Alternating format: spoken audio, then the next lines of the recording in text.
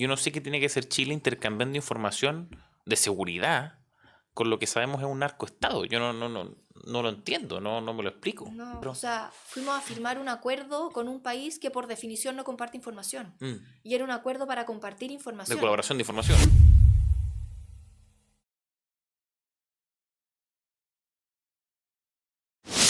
Quiero que todos quienes nos están viendo en sus casas se trasladen con nosotros al día 21 de febrero de 2024.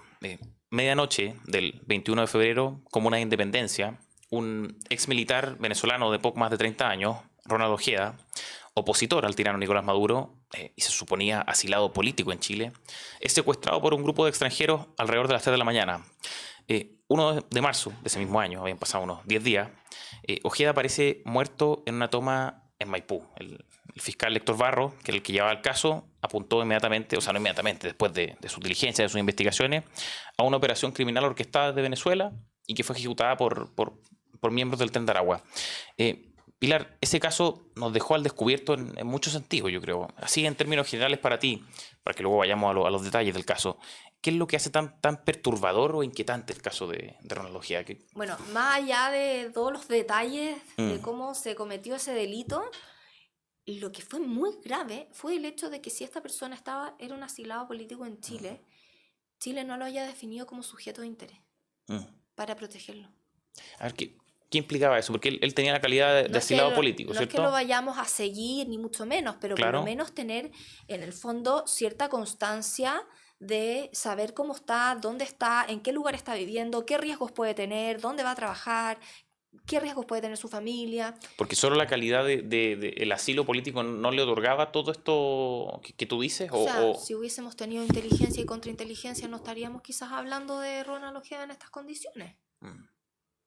O quizás sí, no lo sabemos. Pero en el fondo no era cualquier venezolano. No, un exteniente. Estamos hablando de un ex militar, desertor, contrario al régimen. Cuando sabemos que en Chile tenemos brazos del Tren de Aragua, sabemos que el Tren de Aragua tiene ciertas relaciones con las cúpulas políticas, sabemos que en Venezuela existe una cuestión que se llama el cartel de los soles, y se llama cartel de los soles porque así como nuestros generales en Chile tienen estrellas en sus chaquetas, ellos tienen soles. Entonces, no estamos hablando de un contexto cualquiera.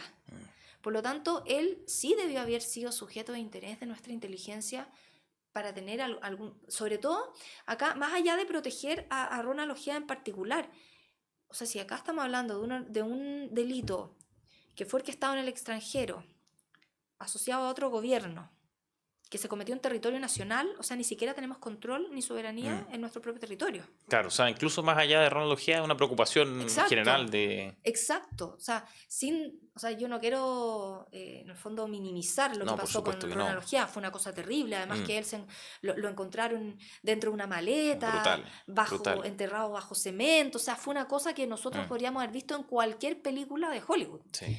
Pero la verdad es que también un poco hay que hacer una mea culpa desde el gobierno de Chile, que es el encargado de proteger el territorio nacional y que en el territorio nacional no se cometan este tipo de delitos, porque estamos hablando de que violaron nuestra soberanía, nuestra integridad, todo. O sea, Digamos. ingresaron, de hecho, ejecutaron la operación y después salieron. Y ya están. Exacto, entonces ahí la pregunta, más allá de la inteligencia, de si es que a alguien se le ocurrió que podía ser un sujeto de interés, si es que alguien pensó que una persona como Ronald Ojeda, con las características que tiene Ronald Ojeda y el contexto con el que venía, podría ser sujeto de interés de otros, no solamente de Chile, y ver cómo protegemos nuestro territorio, que hasta el día de hoy no lo podemos proteger, porque hasta el día de hoy los fiscales del norte siguen diciendo que la gente entra por el día a matar a alguien y después se va.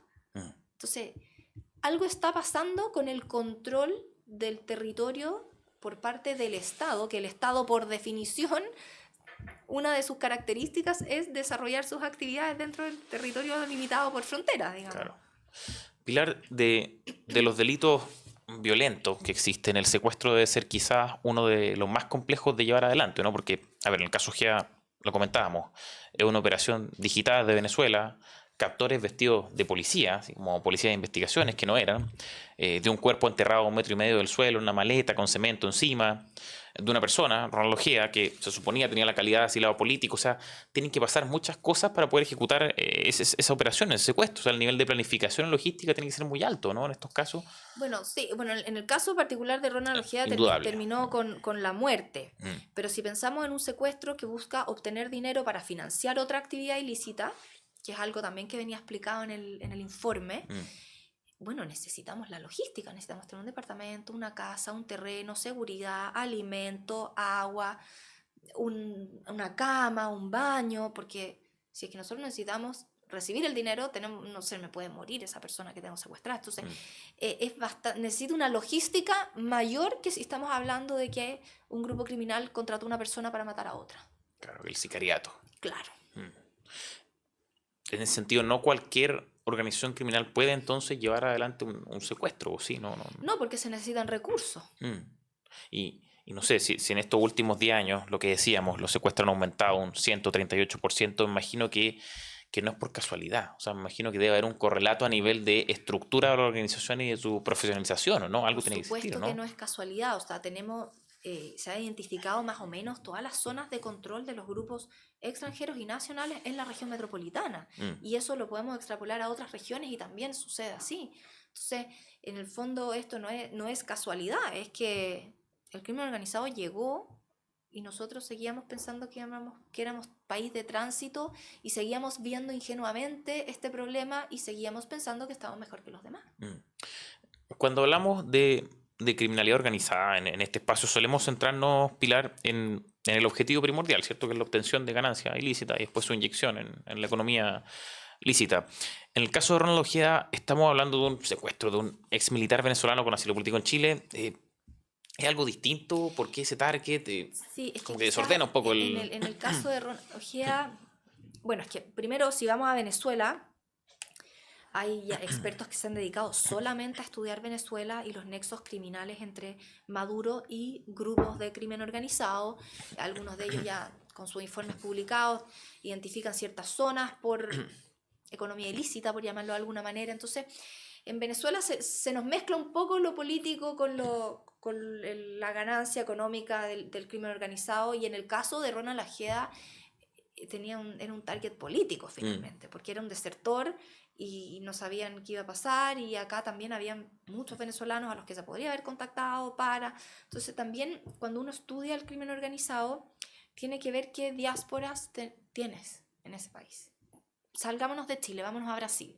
La diáspora en Brasil, una de las grandes japonesas y la yakuza japonesa ingresa a través de esa diáspora. Nosotros tenemos una diáspora venezolana muy grande. ¿Por dónde van a llegar los grupos criminales extranjeros? Por esa diáspora. Por eso tenemos una fuerte presencia del Tren de Aragua y todas estas células asociadas.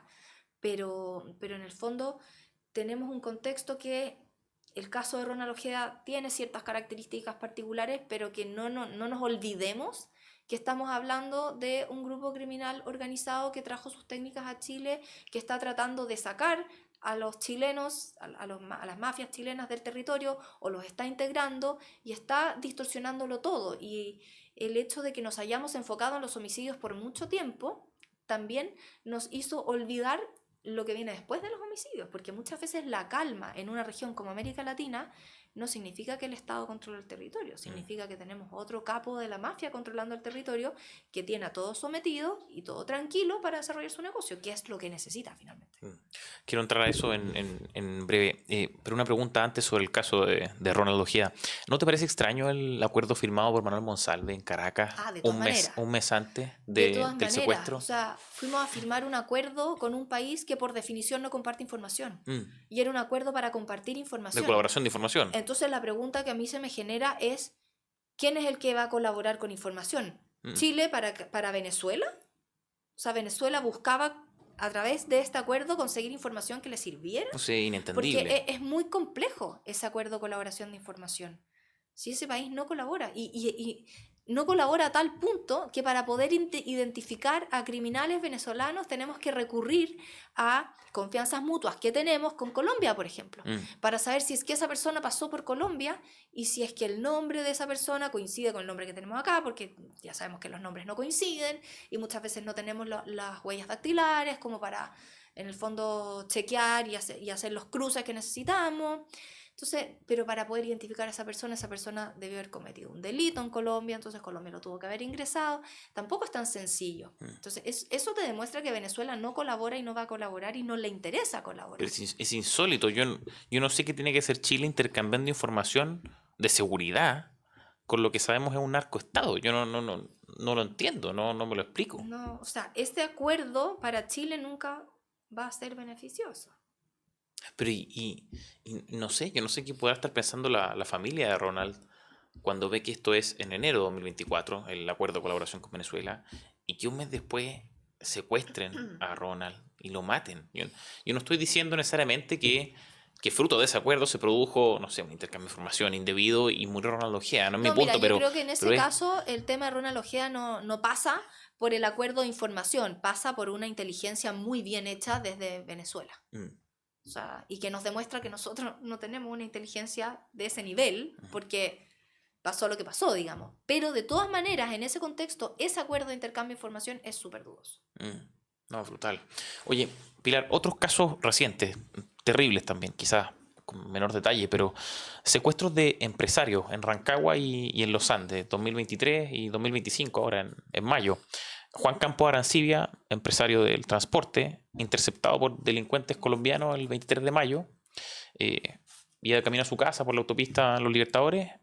6 días después, encontrado muerto bajo tierra, igual que Ronald. Rudy Basualdo Castillo, empresario metalúrgico, capturado el 8 de noviembre, hace 2 años, en su misma empresa. Lo fueron a buscar a la empresa. Delincuentes venezolanos y colombianos esta vez. Y fue liberado un par de horas después, creo que 40 horas después, con un pago de 35, Sí. 40 millones de pesos. También debe haber mucha Es logística. que sí, hay mucha logística, pero ahí yo quiero hacer hincapié en otra cosa que no lo hemos dicho y yo no sé si se está pensando. Hay empresarios chilenos que sí son sujetos de interés de grupos que se dedican al secuestro, porque en el fondo pueden obtener dinero de las ganancias que tengan esos empresarios, que es el objetivo del secuestro.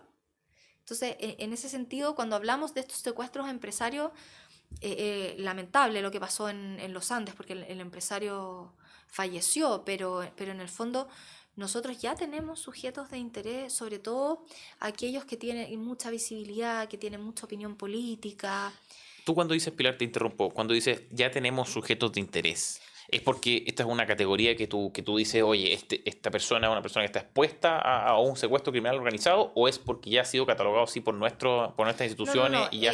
es una persona que está expuesta a esto y que de todas maneras puede ser de interés de este tipo de grupos. Mm, Por ya sea comentarios que haya hecho, exposición, relación con ciertas personas que están en el poder político, colaboración con el Estado o derechamente porque ha mostrado públicamente su opinión con respecto a algún tema puntual.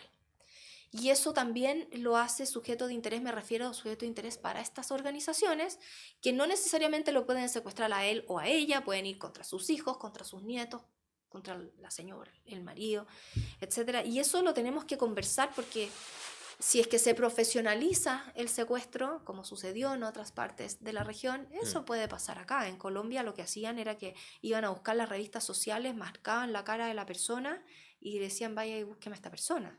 O sea, es como que uno fuera a la sección de sociales del Mercurio y marcar ahí las personas que le interesan. Entonces, eso hay que tenerlo en cuenta. Y hay gente que es sujeto de interés, en tanto ese secuestro puede transformarse en un secuestro extorsivo, ¿ya? En tanto que puedo extorsionar a la familia o al empresario para sacar Claro, plata, o de todas también maneras. hay otras motivaciones detrás No, de... de todas maneras, esto siempre es para sacar plata al final del día. Mm. Siempre queremos conseguir dinero para financiar algo.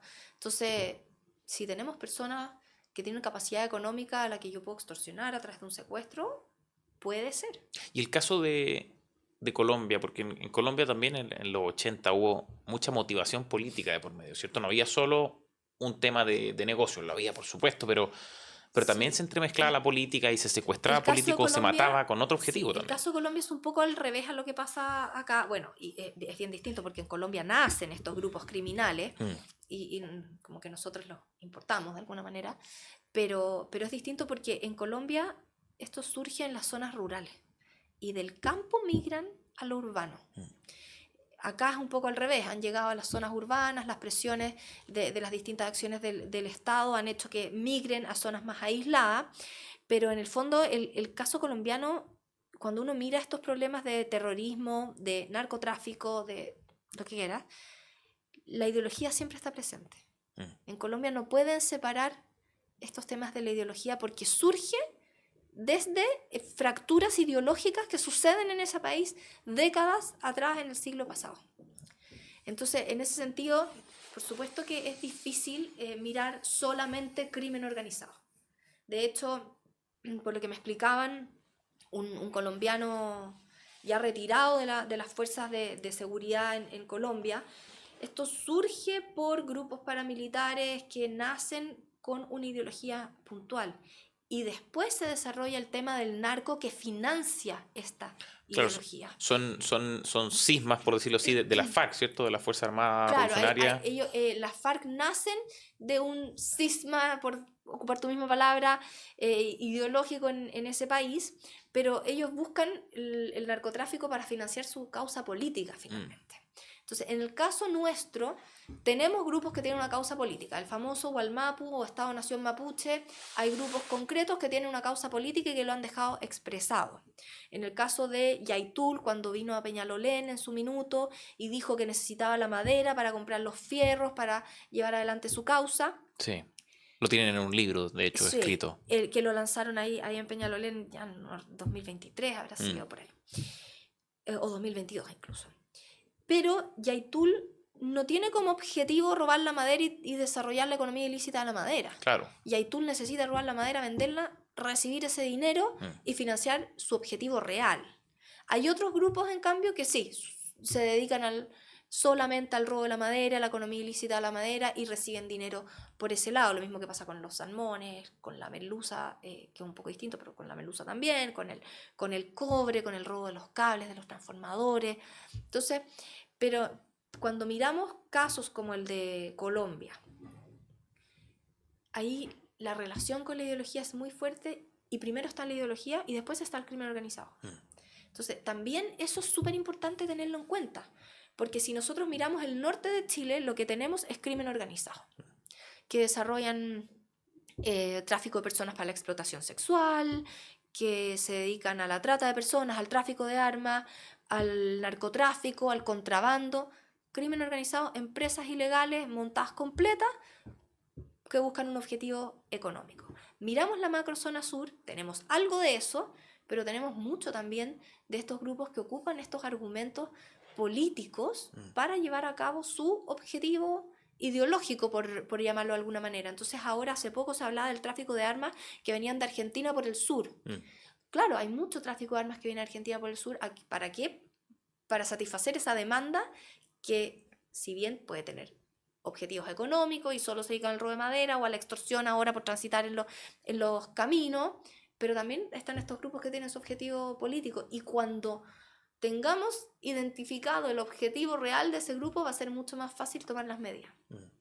Pilar, ok, Colombia difícilmente es el futuro de Chile o el ejemplo de futuro de Chile en caso de que nuestras cosas no cambien radicalmente por lo que tú dices, porque se entremezclan cuestiones ideológicas o políticas o se subordina la obtención de ganancias al fin político ideológico. ¿Cuál podría ser ese futuro Chile en caso de que no hagamos los cambios necesarios? O sea, si no hacemos cambios y esto sigue avanzando y la corrupción sigue avanzando, podríamos ser Brasil, podríamos ser Ecuador, podríamos ser México. Y eso es real. Que estemos mejor hoy día no significa que no podamos llegar a ese punto de gravedad terrible. Todos estuvieron mejor que como están hoy día. México estaba como nosotros en los 90. Entonces, eso lo tenemos que tener claro. Y en vez de salir a decir que estamos mejor que los demás, deberíamos salir a decir que estamos entendiendo el problema, que lo identificamos y que estamos haciendo todo lo posible para disminuirlo y controlarlo, porque estamos en el minuto que todavía nos permite disminuirlo y controlarlo. Porque si no es una falsa calma, finalmente. Esto yo te lo pregunto, Pilar, e insisto mucho porque unos días atrás me topé con una noticia de un medio internacional, un medio digital francés, que quizás la leíste, quizás no, en la que se informaba que el organismo de inteligencia mexicano habría alertado al organismo de inteligencia ucraniano de que existía presencia de voluntarios latinoamericanos en la guerra ruso-ucraniana, que estaban yendo voluntarios latinoamericanos a Ucrania con objetivos criminales.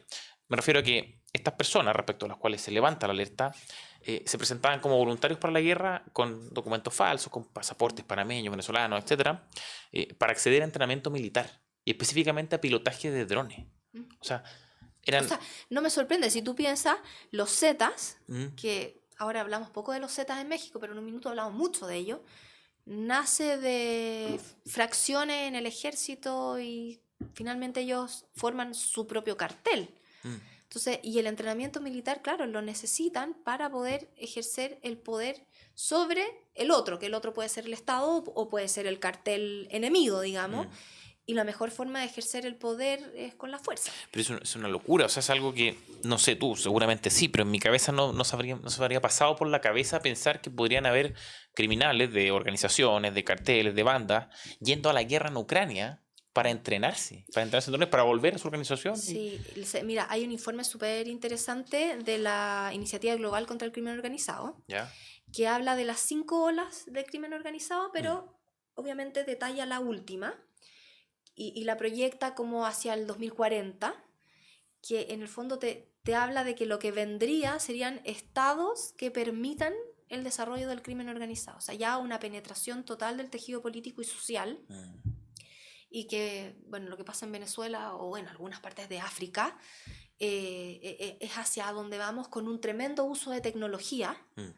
Y ahí efectivamente tenemos los drones, tenemos los inhibidores de señal, tenemos un montón de tecnología que usamos en el mundo lícito y que impide el trabajo de todos nosotros, digamos. Claro, y ahora que lo pienso, en verdad, son todas herramientas.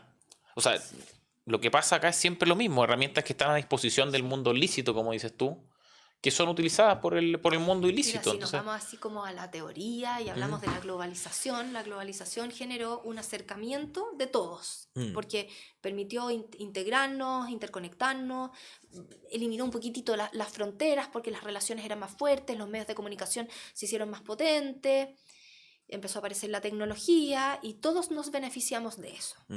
Bueno, ellos también. claro.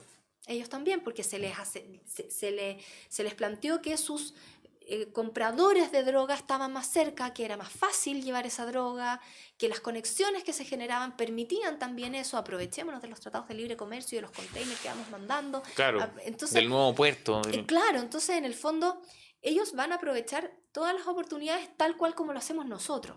La diferencia es que nosotros, además de aprovechar esas oportunidades, tenemos que mirar los riesgos y la seguridad de esa oportunidad para que sea lo menos permeable posible. Es que claro, tú lo conocerás mejor, pero yo no tengo tan claro de que cada vez que hay una nueva invención, por decirlo así, o es una nueva obra, un nuevo puerto, se calculen esos riesgos. Un ejemplo, tú me lo has comentado harto, me has insistido, y yo creo que con razón, el corredor bioceánico, por ejemplo. Bueno, claro, es que lo que pasa es que el corredor bioceánico pasa justo por la zona de control del primer comando de la capital, que es el grupo más poderoso de crimen organizado de América.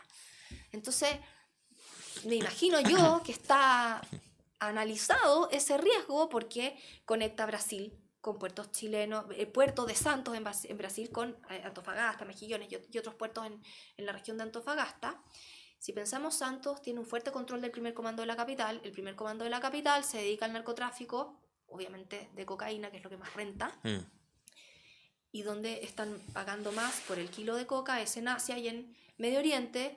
Entonces, si ya tenemos un corredor que nos permite mandar por tierra, que va a ser más barato, podemos ocupar estos puertos y llegamos a Asia desde otro punto, o sea, eso tiene que estar barajado en el tema. O sea, si tú piensas que está siendo barajado, yo creo que eres bien no, yo no sé, optimista, yo creo Pilar, que no. no sé. Yo Pero creo que no. ¿tú crees que no? Ya. Bueno, además que el proyecto también de corredores lleva muchísimo tiempo. Y hoy día estamos viendo la luz en uno de los 6 corredores, porque hay corredores horizontales y verticales. ¿Ya? Entonces, en este corredor que se llama Capricornio, es donde estaríamos viendo como la luz en el sentido de que podría materializarse en el futuro cercano. Ya. Pero si nos vamos a otros corredores, pasan por zonas de control de otros grupos, y al final, esto no es no integrar América. Esto lo que nos obliga es a trabajar en conjunto entre todos los estados para hacernos cargo realmente de una amenaza, a evaluar los riesgos y realmente potenciar América, Sí, Sudamérica. el caso de Chancay creo que también es importante. Creo que era, no recuerdo si que era Pablo Ceballos con Douglas Farah, que estudiaban el caso de Chancay en un informe breve de unas 20 páginas y en que alertaban de los riesgos que tenía el puerto para la situación chilena. ¿Y qué decían ellos? Estoy parafraseando y si es que llegan a escucharlo y yo me equivoqué que corregirán, pero que el control del puerto de Chancay por parte de China respecto a organizaciones criminales latinoamericanas iba a ser férreo, durísimo respecto de organizaciones latinoamericanas, pero que no iba a ser así respecto de la triada china, las organizaciones chinas que mandan precursores químicos hacia acá. No, obvio que no, porque claro, los chinos van a controlar a esas organizaciones. Pero mira, no te equivocas en eso y yo creo que está muy bien explicado el informe de Pablo y de Douglas, porque, mira, tomemos Costa Rica, ¿ya? Que en el fondo es una de las democracias más estables de la región, un ejemplo de... Ellos no tienen ejército, estamos hablando como de un estado muy pacífico. Sí. Bueno, Costa Rica tiene una zona que se llama Limón, Limón tiene 2 puertos, y esa zona hoy día es zona de conflicto entre grupos criminales latinoamericanos. Y estamos por perder esa zona. ¿Por qué? Porque son 2 puertos grandes que acceden a mercados internacionales, que hay vacíos. Entonces, después nos vamos a Guayaquil. En Ecuador pasó lo que todos sabemos. Santos, el puerto en Brasil, fuerte control del primer comando de la capital. Puerto de Manzanillo en México, si seguimos subiendo. Puerto de Buenaventura en Colombia. Entonces, es el patrón que estamos viendo porque los puertos se transforman en una infraestructura crítica para el desarrollo del negocio. Entonces, claro, probablemente la triada china no va a venir a controlar ese puerto porque el poder del que ejerce el gobierno chino es mucho más fuerte tal vez que el que pueda ejercer la triada china en un territorio chino, digamos, porque si hablamos de que la triada china se instala aquí, o sea, lo más probable es que tenga más poder la triada china que nosotros, digamos, pero bueno. Pero los otros grupos criminales latinoamericanos obviamente que van a estar mirando esto porque se va a transformar en el polo de intercambio comercial de donde llegan y salen los productos al mundo. Estamos hablando de un puerto que tiene capacidades para recibir buques de alto tonelaje. Entonces, obviamente es una infraestructura crítica llamativa. Y además, de alguna manera, Chancay está conectado con otro de los corredores de este proyecto de 6 corredores. Entonces también vamos integrando cadena logística en esto. Claro, lo que se plantea es que va a existir un control del Estado chino respecto a estas organizaciones criminales latinoamericanas, ya lo que va a empujar a esas organizaciones a priorizar otros puertos, como por ejemplo San Antonio, ¿ya? Y que además el hecho de que... si San Antonio no, claro, ya está complicado. lo saben, no, lo digamos. sabemos. Estoy diciendo que esto puede crecer de manera exponencial y de manera brutal. Quizás, ¿sabes qué? Yo más que San Antonio miraría el puerto de Antofagasta, Mejillones. Que todavía no están suficientemente... Miraría puertos del norte, porque también... Incluso miraría puertos más pequeños, porque en el fondo más pequeños, menos ojos me miran, más libertad tengo para hacer cosas que esos ojos no quieren que yo haga.